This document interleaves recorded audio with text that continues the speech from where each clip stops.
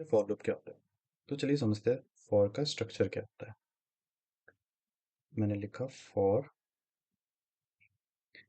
तो जैसे bracket open होगा तो मैं यहाँ पे एक वेरिएबल दूंगा। सपोज मैंने दिया n, फिर मैं लिखूंगा इन, फिर मुझे यहाँ पे एक रेंज देनी है 1:1.5, और यहाँ पे मैं n की वैल्यू प्रिंट कर दूंगा।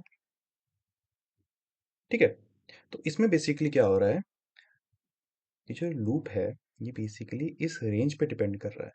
रेंज हमारी क्या है, 1 से 5 तक। तो ये बेसिकली लूप 5 बार एग्जीक्यूट करेगा, तो इसका आउटपुट जो आएगा वो होगा 1, 2, 3, 4 एंड 5।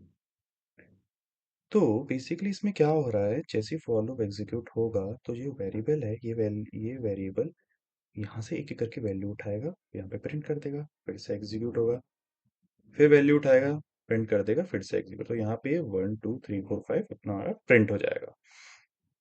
अब हम देखते हैं इसमें कि फॉर लूप और भी वेरिएशंस होते हैं, तो उसको वेरिएशन को देखते हैं। एक वेरिएशन है, यहाँ पे लिखते हैं फॉर एन इन 1:5 स्टेप 2, और ये कर देगा प्रिंट एन। ठीक है, तो अब इसमें क्या हो रहा है, इसमें सिमिलरली फॉर लूप जैसे ही अब यहाँ पे जो आ गया है नया हमारे पास स्टेटमेंट स्टेप 2। अब स्टेप 2 मतलब क्या हुआ, तो एन जब भी यहाँ से वैल्यू उठाएगा, ठीक है, उसमें दो इंक्रीमेंट हो जाएगा। तो सबसे पहले एन क्या उठाएगा, 1, तो 1 तो 1 ही रहेगा, जो पहली वैल्यू उठाएगा वो वैसी रहेगी 1। अब जैसे ही दोबारा लूप चलेगा वो उठाएगा, जैसे ही उसमें उसने पहले जो वैल्यू उठाई थी 1, उसमें दो इंक्रीमेंट हो जाएगा, तो 3, 3 उठाएगा, यहाँ से 3 प्रिंट हो जाएगा। फिर दोबारा से लूप चलेगा, दो इंक्रीमेंट होगा, और ये उठाएगा 5। तो यहाँ पे इन दोनों में ये डिफरेंस है कि यहाँ पे पूरी रेंज चल रही है, नॉर्मल रेंज चल रही है, एक एक इंक्रीमेंट हो रहा है इसमें। बेसिकली जो इसका, अगर हम इसको देखें, ये बेसिकली स्टेप 1 है, यहाँ पे स्टेप 1 है बाय डिफॉल्ट। तो जैसे मैंने स्टेप 2 किया, दो दो बार इंक्रीमेंट हो चुका है हर वैल्यू। इसका एक और वेरिएशन है फॉर, वो भी देखते हैं। For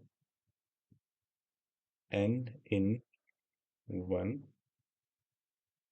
until 5 print N. until 5 मतलब क्या हुआ, जो n की वैल्यू है वो 1 से लेके 4 तक जाएगी। 5 नहीं, ये 5 प्रिंट नहीं करेगा। तो ये लूप 4 बार ही चलेगा, तो n की वैल्यू क्या प्रिंट होगी, 1, 2, 3 एंड 4। यहाँ पे बेसिकली क्या था, यहाँ पे लूप 5 बार चला क्योंकि यहाँ पे कोई कंडीशन नहीं थी। यहाँ पे लूप 3 बार चला क्योंकि यहाँ पे हमने स्टेप दे दिया। तो हर हर नेक्स्ट स्टेप में n की वैल्यू +2 हो जाएगी। और यहाँ पे जो until 5 है, यहाँ पे हमारा लूप 4 बार चला है।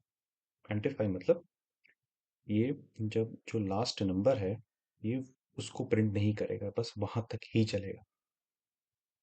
ठीक है, अब इसको चलो हम कोडिंग प्लेटफॉर्म में समझते हैं, इसको रन करके। इसको हम हटा देते हैं,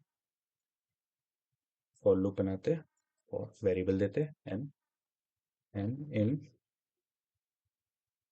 1, रेंज देते हैं 5। Okay, print N. इसको रन करते हैं, देखिए आउटपुट आया 1, 2, 3, 4, 5 एज एक्सपेक्टेड। तो ये बेसिकली स्टेप 1 टाइप का ही है बाय डिफॉल्ट। हर लूप में n की वैल्यू इंक्रीज हो जा रही है, +1 हो जा रही है। अब सपोज मैं देता हूँ स्टेप 2, तो मेरे पास आउटपुट क्या आएगा, मेरे पास आउटपुट आएगा 1, 3, 5। हर स्टेप में n की वैल्यू +2 हो जा रही है। अब मैं लेता हूँ, ये था 1, लेता हूँ until 5। इसको प्रिंट करते हैं, देखते हैं क्या आउटपुट आता है। 1, 2, 3, 4। लेकिन लास्ट जो 5 है वो प्रिंट नहीं होगा, अनटिल का मतलब यही है कि लास्ट जो वैल्यू है उस पे प्रिंट नहीं होगा, उस पे लूप नहीं चलेगा, वहां से लूप एग्जिट कर जाएगा। बेसिकली कंडीशन है लूप को बाहर लाने की।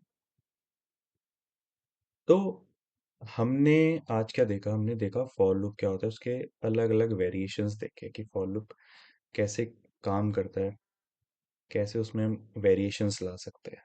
तो बेसिकली यही था आज फॉर लूप का। तो अगली वीडियोस में हम और कॉन्सेप्ट्स देखेंगे कॉटलिन के। Thank you.